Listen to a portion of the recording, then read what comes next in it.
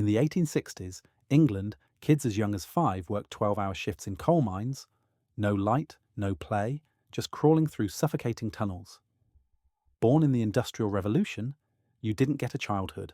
You got soot, sickness, and survival, if you were lucky. Progress came at a brutal price. Families needed every penny, so kids worked in deadly factories and coal mines. In Manchester, half the babies in some districts died before age 5. In 1842, kids under 10 were banned from mines because too many were dying, not because anyone cared. Hannah Good, age 9, worked 15 hours a day and often went without food. Trapper boys sat in the dark for 12-hour shifts, alone, just opening mine doors. But some, like Robert Blincoe, survived and fought back. He exposed the horrors in print, and it sparked real change.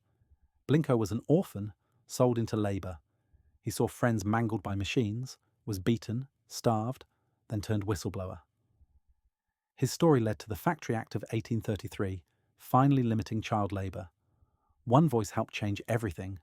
Being born in that era meant working like an adult, and dying like one too. But their suffering built the labour laws we now take for granted. Which fact shocked you most?